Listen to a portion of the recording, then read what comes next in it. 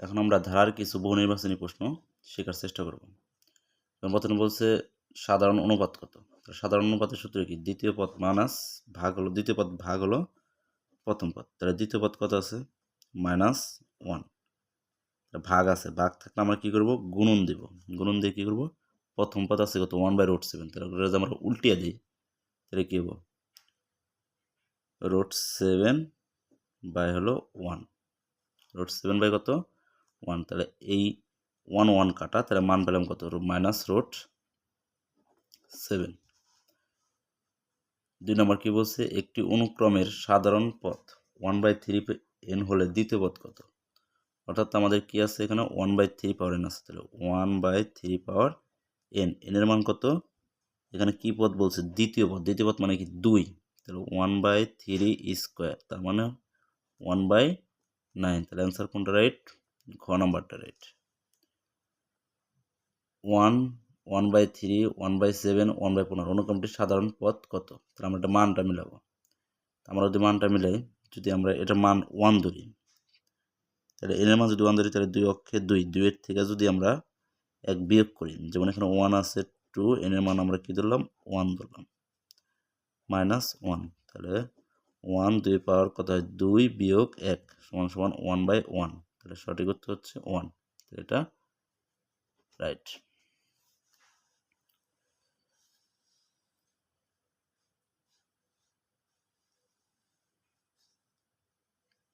তারপরে আমরা এখন 6 নম্বর প্রশ্নটা শিখব যে n-তম পদ কত। তাহলে আমরা সাধারণত n-তম পদের সূত্র জানি কি? a plus n minus 1 into d। তাহলে এর মান কত? 1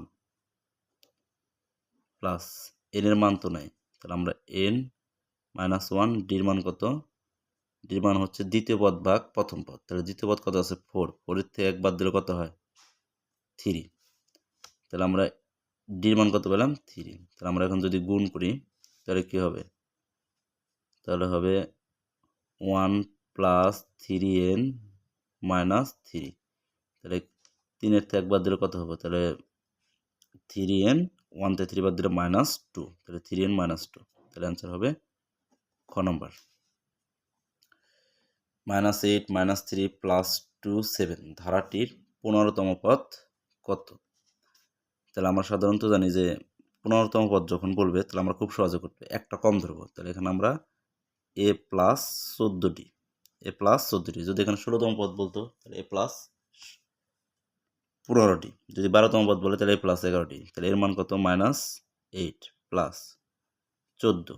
এখন ডির মান কত? দ্বিতীয় পদ মাইনাস প্রথম পদ। দ্বিতীয় পদ আছে কত? -3 -8। তাহলে -3 থেকে যদি আমরা -8 বাদ দিই তাহলে আমাদের কত হবে? -11। তাহলে ব্র্যাকেট দিয়ে কি হবে? সরি, যদি আমরা -3 থেকে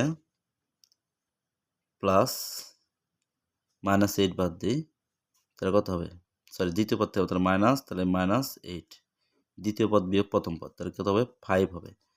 তাহলে আমরা এর মান পেলাম কত? -5। শুধু মান পেলাম কত? 5 পেলাম। তাহলে আমরা যদি করি,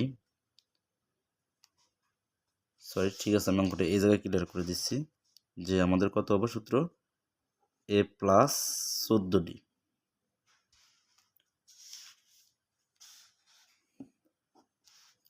সুতরাং a প্লাস 14d।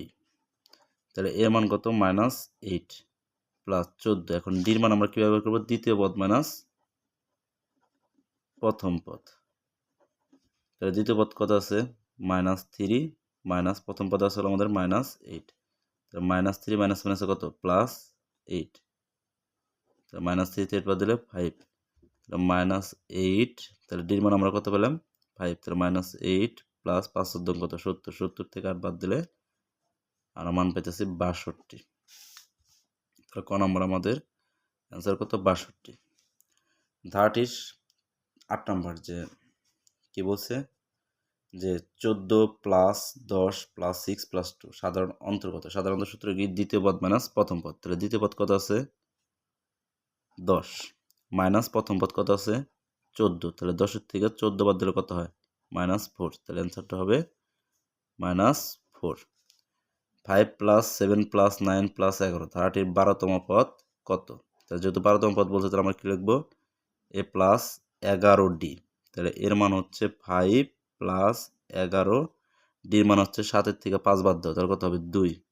তাহলে 5 যোগ 22 সমান কত হয়? 27। তাহলে অ্যান্সারটা হবে 27।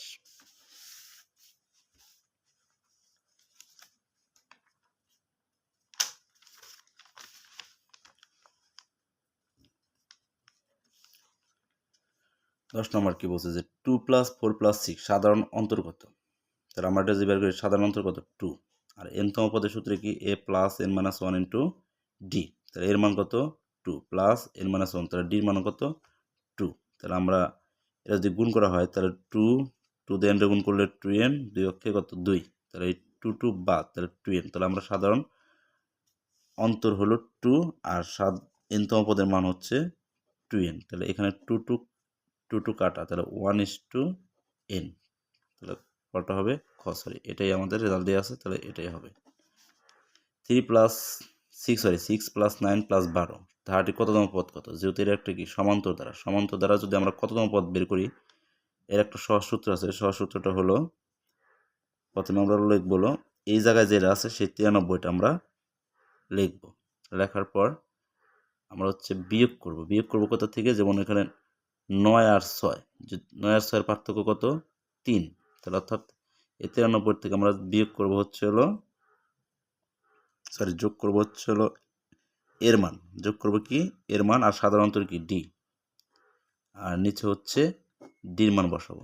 তাহলে 93 প্লাস এর মান হচ্ছে 3, এর মান হচ্ছে 6, ডির মান হচ্ছে 9 ভাগ হলো ডির মান কত? 3।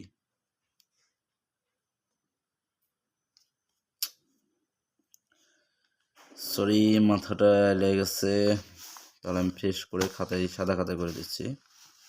আমাদের কততম পদ চাইছে যেটা আমরা পদ সংখ্যা বের করার সূত্রটা আমরা আগে জানি। পদ সংখ্যার সূত্র হচ্ছে প্রথমে 3, তারপরে এখানে কততম পদ বলছে? 93।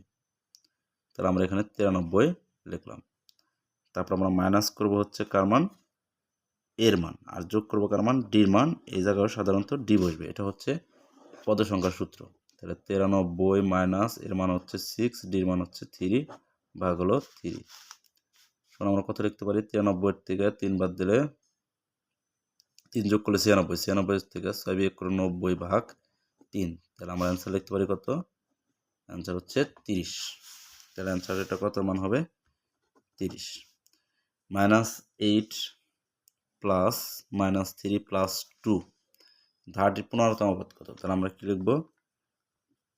15তম পদ বলছে, তাহলে মান বের করবো কার? এ প্লাস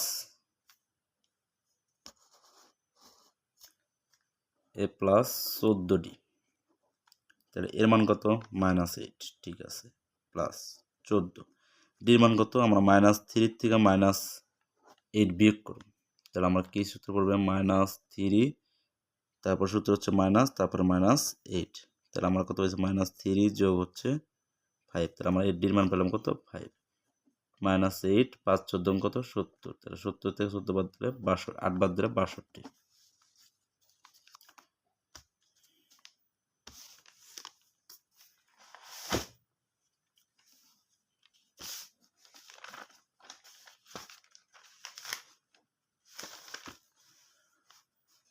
এখন আমরা 18 নম্বর বহুনির্বাচন মধ্যে 2 প্লাস 3 প্লাস 4 50 কত?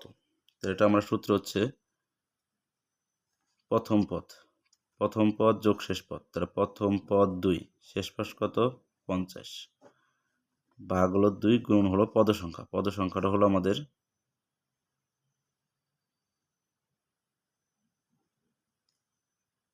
49। তাহলে 50 আর 2 রে 50, 2 আর 50 যোগ করলে কত হয়? 52। 52 রে 2 দিয়ে ভাগ করলে কত হয়? 26। তাহলে 26 গুণন 49। তাহলে 26 গুণন 49 হবে 1274।